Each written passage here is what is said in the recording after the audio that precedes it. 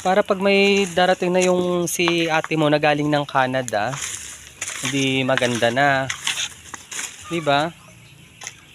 No, pag dumating si tita mo, no Tan?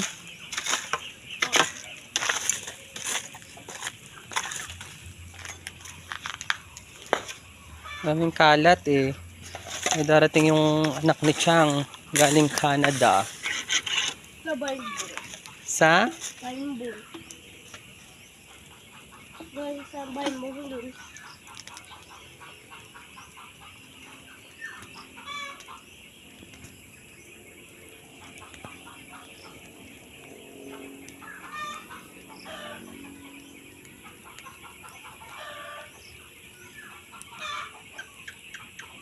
Mot, baka mapasok ka naman natan.